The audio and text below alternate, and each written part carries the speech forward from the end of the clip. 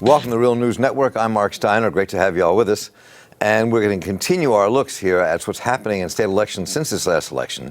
And when it comes to election results in places like North Carolina, while most of the nation's attention has been focused on the state's 9th congressional district, where Republican Mark Harris is being accused, or at least his Republican colleagues are being accused of election fraud in his victory over Marine veteran and Democratic candidate Dan McCready for Congress. There's a lot going on beyond that, and as some say, there might be a little stench reeling up from other parts of the state after this election. Republicans in the state legislature are pushing through a bill they call the North Carolina Vote Act that would require voters to have certain ID to be presented if they're going to be allowed to vote. Democrats have their own bill in response to this move for voter suppression that would create an automatic online voting registration process. And Republicans right now are determined to suppress the vote, it seems. And some Democrats, like our guest today, North Carolina State Representative from the 50th District there, Graig Meyer, are doing their best to fight for the rights of citizens to vote without fear of intimidation. And Representative Graig Meyer, welcome. Good to have you with us. Thank you, Mark. And glad to be here. Is it Meyer or Meyer? Meyer, you got it. I want to make sure I had it right. Don't want to mess up somebody's name. So let me just start very quickly with what's happening in the 9th Congressional District. I know that's not the focus of your bill, but that to me is emblematic of a battle going on. Talk a bit about what is actually happening there and how it affects maybe how you're thinking. So we have a pretty clear case of absentee voter fraud. There's an active investigation happening to try and figure out how much fraud has happened there. And it seems like there are increasing calls for a new election in that district.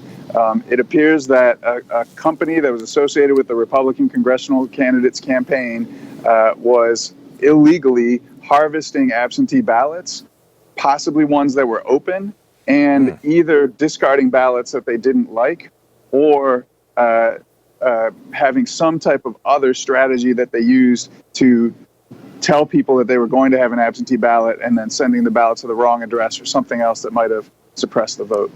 So you may, we can play this very quick clip here, just very quickly, with the executive director of the North Carolina Republicans and what he had to say about this. You know, the North Carolina Republican Party never has had a part in these operations, didn't fund them, didn't coordinate them, didn't operate them, didn't know about them, would never have condoned them. Clearly, if what you reported is verified by the State Board of Elections, there has to be a new election. And if the allegations as presented by the Board of Elections rise to a level of turning the outcome of this race or having substantial likelihood, there has to be a new election. So it looks like there may be a new election. Who knows? And that it could be a very tight election. I mean, that's a real change in tune from where the Republicans were over the weekend, where they were calling for a quick certification of the vote and said, you know, it couldn't make a difference. But by state law, the number of votes that were tampered with don't have to be large enough to make a difference in order to have a new election. The fact that votes were tampered with at all is enough to call for a new election.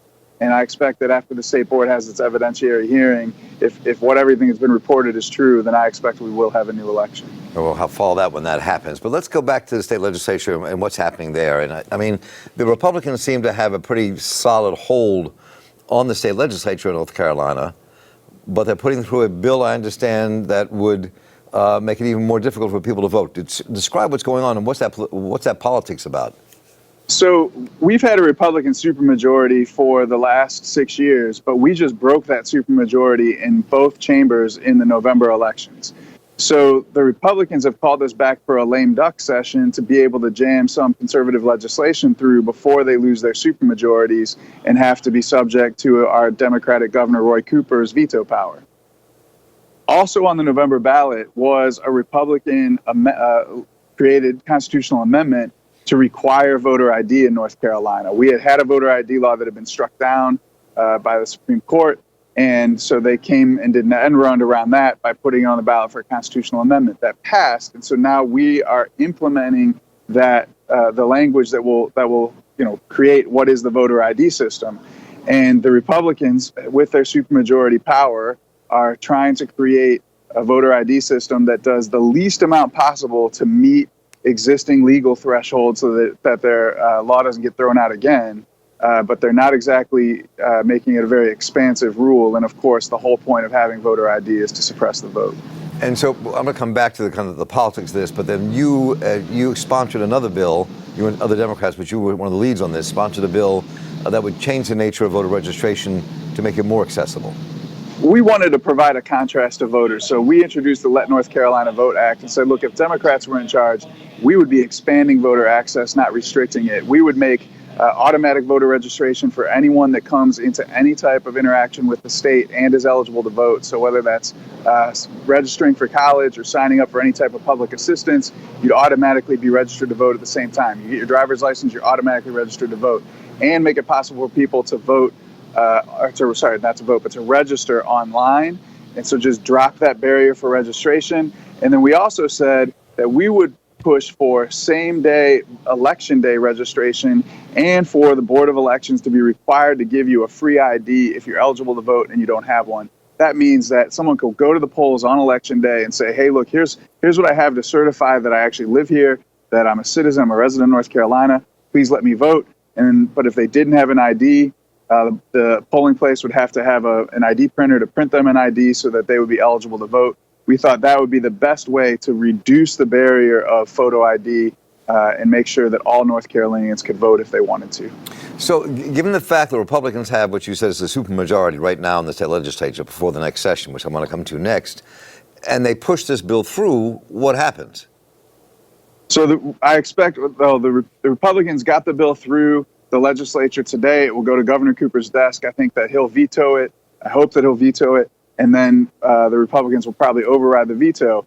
But because this is implementing language of the constitutional amendment, if we ever got back control of the legislature, we could go back in and change the implementing language. So we could weaken the impact of this voter ID constitutional amendment and try and do some good things to expand voting. But we're going to have to get legislative majorities before we can do that. So how does this all pertain to the political battle and the issues around race as well in the political battle for the future of North Carolina? I mean, it seems like if you picked up so many seats in the state legislature that people were kind of amazed by, some people were. So what does this portend? So, North Carolina is probably the most closely divided state in the nation politically. We really are 50-50 right down the middle. Almost all of our statewide races are very, very close.